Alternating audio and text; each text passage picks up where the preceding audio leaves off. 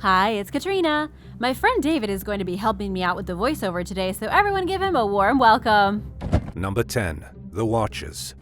The Watchers appear multiple times throughout various books of the Bible. In the book of Daniel, the Watchers are holy ones who reside in heaven. Daniel described how a Watcher told him the evil king Nebuchadnezzar of Babylon would eat grass and go insane. However, in the book of Enoch, an apocalyptic text that isn't considered biblical canon, the Watchers are fallen angels. Enoch describes how a group of angels known as Watchers are tasked with watching over humanity. These angels were not so holy after all. As they observe human society grow, they become jealous and full of lust. They begin desiring human women, and at the behest of their leader, the angels start procreating with them. These angels, sent by God to simply watch humanity, become intermingled with human females. They then go on to create half-human and half-angelic beings known as the Nephilim. This is where things in the Earth's history start to take a dark turn. The creatures called the Nephilim are hardly holy and not even close to human.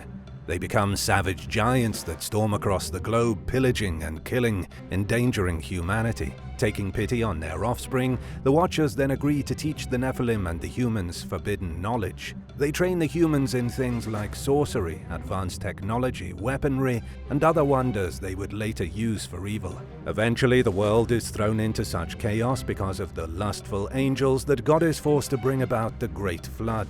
God purges the world of the Nephilim and saves only Noah so that the entire human race isn't obliterated. At the same time, God takes the Watchers and binds them in the valleys of the earth, where they are supposedly still waiting for Judgment Day. Number 9. Samyaza. Samyaza is an evil angel whose name roughly translates to the infamous rebellion. He has been compared to Satan, although most Christian texts agree they were not the same being. Instead, Samyaza was just another of God's fallen angels who rebelled against heaven and gave forbidden knowledge to humanity. Samyaza was the leader of the Watchers in the book of Enoch, and he was responsible for allowing them to breed with humans. Samyaza orders the rebelling angels to meet atop Mount Hermon, according to the book of Enoch.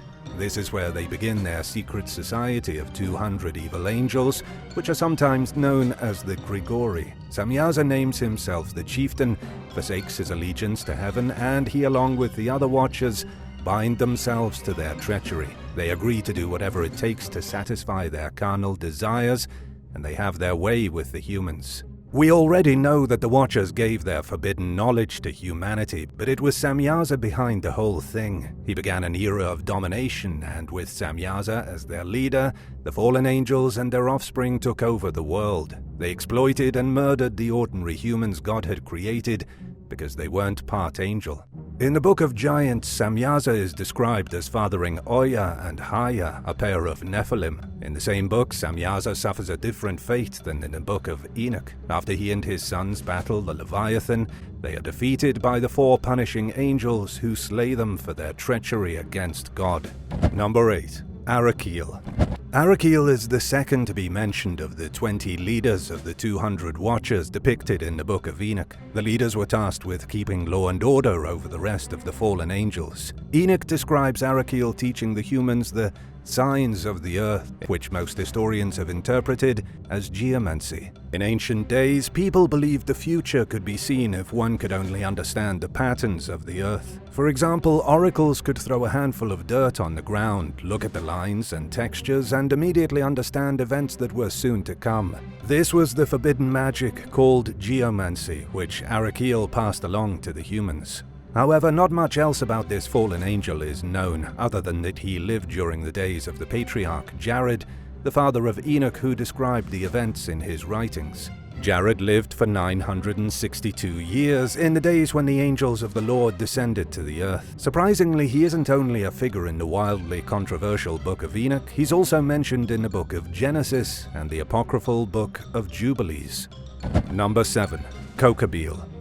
Kokobiel is another despicable Watcher who ruined the world of men. His name translates to Star of God, and he is the 4th leader of the fallen angels. Arakil taught geomancy to the humans, but Kokobiel revealed to them the secrets of astrology.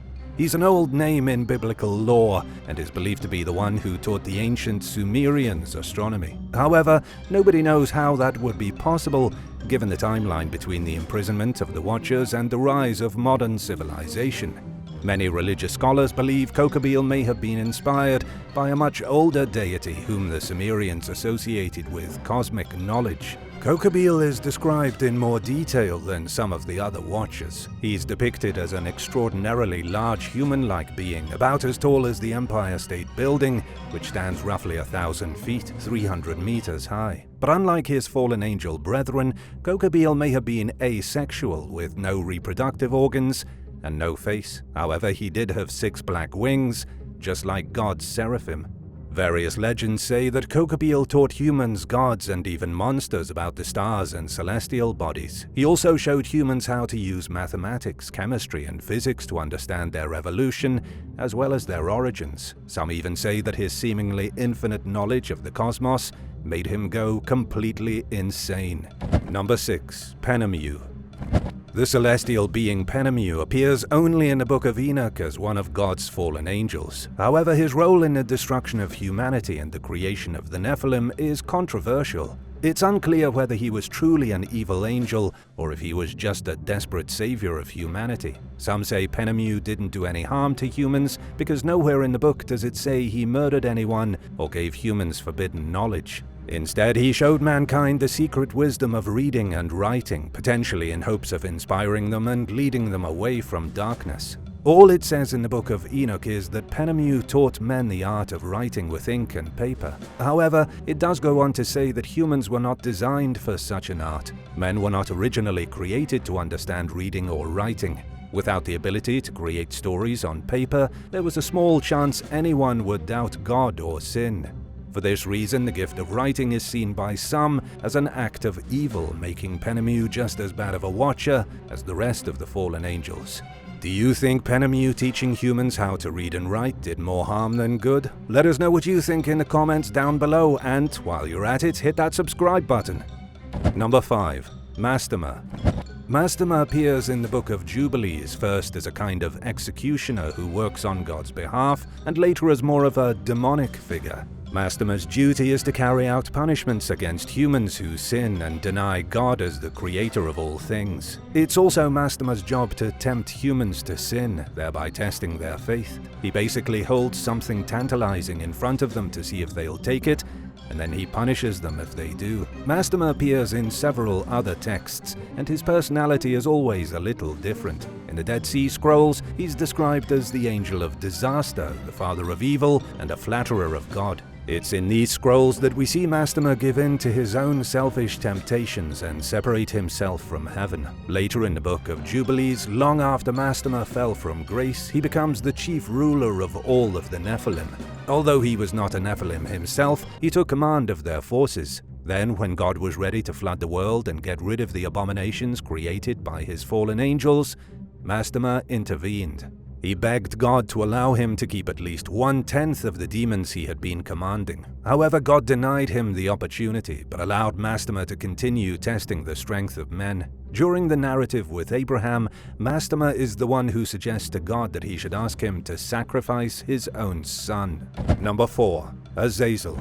Azazel is a lot of things in religious texts. In the Christian and Islamic traditions, he's a fallen angel, but in Jewish lore, Azazel is the name of a desolate landscape. This is where the goat holding the sins of the Jews is sent during the first Yom Kippur. It wasn't until later that Azazel became a fallen angel in the Christian narrative and was demonized as the most evil angel of them all. He was supposedly the one responsible for human beings receiving some of the most tainted knowledge of the Watchers. The name Azazel appears in passing in the Dead Sea Scrolls and the Book of Giants, but it's in the Book of Enoch that we get the full story behind the angelic being. Like all the main Watchers, Azazel had secret wisdom that he wanted to bestow upon humanity. He was responsible for teaching them the secrets of witchcraft. Azazel showed human beings how to wield magic, which corrupted them down to their very souls. Warfare, astrology, geomancy, and the art of writing all played a part in corrupting humanity, but witchcraft was the worst of them all. Men and women were led to wickedness and impurity from which they could never return. Azazel was such a villain that he was given special treatment when God banished the Watchers into the valleys of the earth to wait for Judgment Day.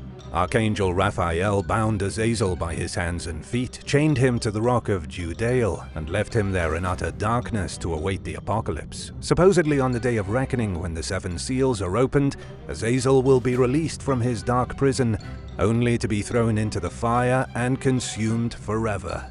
One passage that sums up Azazel really well comes from the book of Enoch. Chapter 10 verse 8 reads, "The whole earth has been corrupted through the works that were taught by Azazel. All sin is ascribed to him." Number 3. Basilis.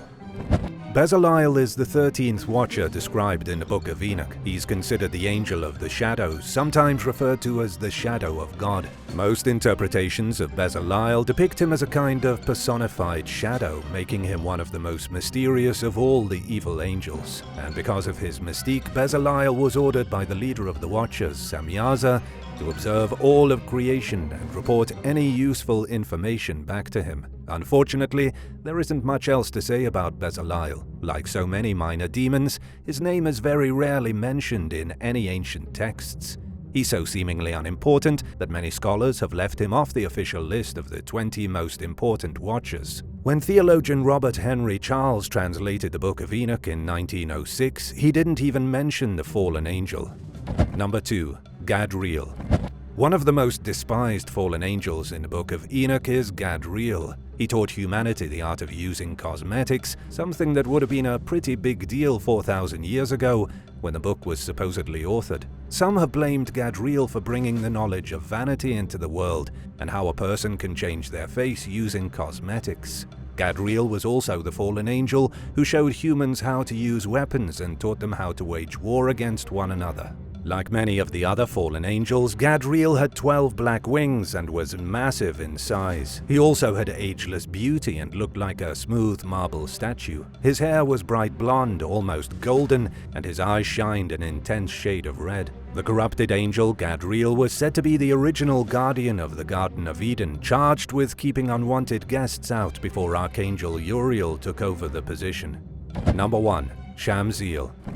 Shamziel is described as the 16th leader of the Watchers that followed Samyaza into darkness and betrayal. His name means son of God, and he was responsible for teaching men and the Nephilim the songs of the sun. He lived during the days of Enoch's father Jared and appears in a lot of religious texts and ancient legends. It's believed Shamziel may share mythological basis with Shamash, who was the Babylonian god of the sun. Many people aren't aware that a lot of pagan gods are based on some of the worst demons in the Bible. Gods worshipped by the Canaanites, the Babylonians, the Sumerians, and even the Egyptians were most likely some of these evil fallen angels. As a way for early Christians to discourage the worship of pagan deities, scholars believe they started turning them into demons. As the years went on, many old gods like Shamash lost their credibility and were demoted to minor entities in biblical tales. In the Zohar, the source of all Jewish mysticism known as Kabbalah, Shamziel is also an important character. He's described in the sacred Jewish text as the guardian of Eden during Adam and Eve's expulsion and a leader of 365 legions of angels. Because of the discrepancy between sources, nobody really knows if Shamziel was a fallen angel or a good angel. Like many religious figures, Shamziel is one thing in Christian mythology and something totally different in Jewish legends. Which of these angels did you find the most terrifying? Let us know in the comments below, and don't forget to subscribe to the channel. Thanks so much for watching, and we'll see you next time. Bye.